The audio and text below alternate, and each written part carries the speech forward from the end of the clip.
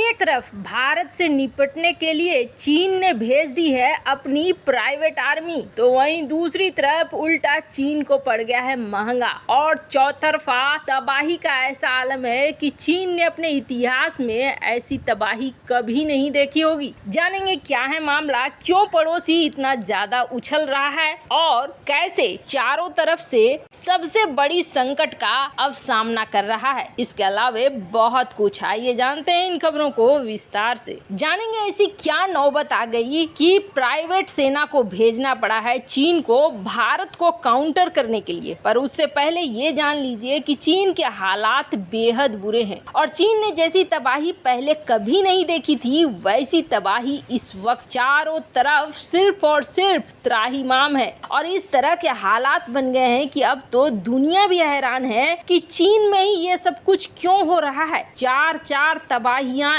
एक साथ अगर टूट पड़े, भयानक नुकसान हो, तो इसे आप क्या कहेंगे? ये महज एक संजोग तो नहीं हो सकता है, फिर है क्या? और इसके लिए ऐसा नहीं है कि महीनों का वक्त लग गया हो या महीनों पहले पता हो कि चीन के अंदर ऐसा कुछ होना है। जहां दुनिया के बाकी किसी जगह में इस तरह की चीजें होती है तो काफी दिन पहले ही अनुमान लग जाता है और काफी वक्त लग जाता है, वहीं चीन में चंद घंटों में ये खेल हो चुका है। और हालात ऐसे बन गए हैं कि अंतरराष्ट्रीय मीडिया में एक हलचल सी मच गई है। जो घटना चीन के अंदर हुई है इसकी उम्मीद बिल्कुल भी नहीं की जा रही थी और सोच में दुनिया इस कदर पड़ी हुई है कि आखिर ये चीन में ही क्यों हुई। जैसा कि हमने आपको बताया है, चीन की सबसे सघन आबादी वाला क्षेत्र है ये इलाका, जहां चीन की आबादी का करीब 94% जनता यहीं रहती है। और न सिर्फ इतना, बल्कि ये वो इलाका है जो उद्योगों से भरा हुआ है।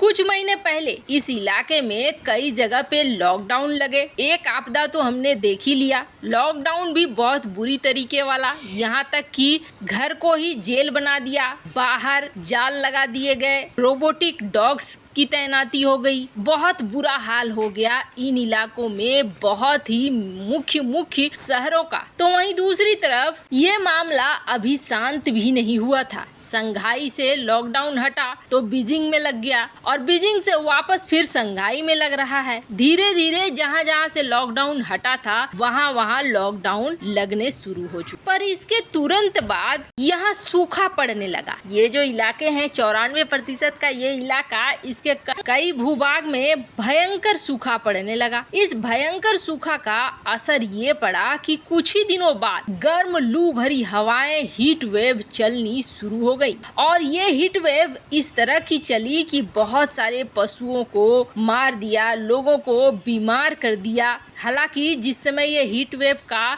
चलन चीन में था उस वक्त भारत और पाकिस्तान के भी रेगिस्तानी इलाकों में कुछ स्थिति ऐसी थी, पर इतनी ज्यादा बुरी स्थिति नहीं थी जैसे कि चीन के इस इलाके में। फिर भी मामला किसी तरीके से चीन के कंट्रोल में ही रहा। लेकिन अब अचानक से चीन के सौदर्न इलाके में अंधाधुंध बारिश शुरू हो गई है। इतनी बारिश शुरू हो चुकी है कि बाढ़ की नौबत आ गई है और इतनी भयानक बारिश कि चीन के बड़े बड़े शहर भी इससे बच नहीं पाए। पानी चीन के बड़े बड़े शहरों के अंदर बहुत ही भयानक तरीके से घुस गया। अब चूंकि जो भी औद्योगिक नगर बनाए जाते हैं उनको बहुत सोच समझ के बनाया जाता है, पानी की निकासी की व्यवस्था काफी सोच समझ कर की जाती, लेकिन शायद इस बार चीन के इंफ्रास्ट्रक्चर भी रोक नहीं पा रहे हैं और ये बाढ़ का पानी छोटे गांव, कस्बे, औद्योगिक फैक्ट्रियां, हर जगह पूरा का पूरा सिस्टम चीन का तबाह हो चुका है। इस चीज को समेटने के लिए सेना को उतारना पड़ रहा है, लेकिन वो भी चीन को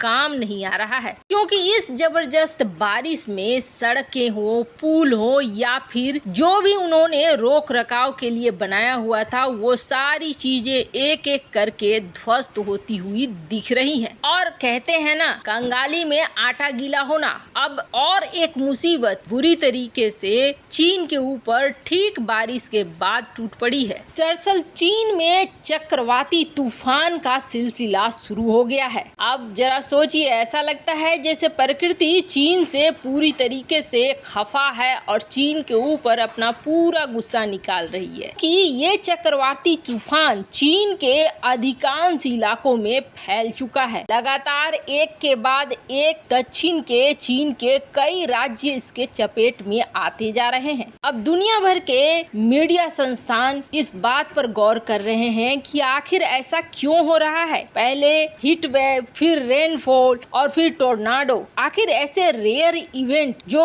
कभी कभार ही होते हैं, लेकिन चीन में लगातार एक के बाद एक क्यों देखे जा रहे हैं। बड़े बड़े एक्सपर्ट, बड़े बड़े मौसम वैज्ञानिक सब अब इस चीज को लेकर गहन चिंतन कर रहे हैं कि आखिर क्या हो रहा है। लास्ट में सब यही कह रहे हैं कि ये जलवायु परिवर्तन का मुद्दा है। लेकिन प्रश्न ये उठता है कि अगर ये सिर्फ जलवायु परिवर्तन का मुद्दा है तो चीन में ही क्यों हो रहा है, ये तो बाकी जगहों में भी होना चाहिए। खैर, इस प्रश्न का उत्तर तो अब जांच एजेंसियां जुट ही गई हैं और निकल कर जरूर आएगा। पर वहीं दूसरी तरफ आखिर ऐसा क्या हुआ कि भारत को रोकने के लिए चीन को अपनी प्राइवेट आर्मी का सहारा लेना पड़ा। दरअसल चीन के रास्ते में हर जगह रुकावट बन रहा है भारत, और भारत इस तरीके से रणनीतिक तरीके से घेर रहा है चीन को कि चीन ने जो न सोचा था वो सारी चीजें सही साबित हो रही हैं। चीन की आर्थिक अवस्था की लगभग कमर तोड़ दिया है भारत, और एक के बाद एक चीन को बाहर का रास्ता दिखलाता जा रहा है। कई ऐसे फार्म से जो फार्म बेहद खास थे चीन के लिए। चीन की मिलिट्री अगर देखेंगे तो वो कुछ भी नहीं है। चीन के पास ताकत है,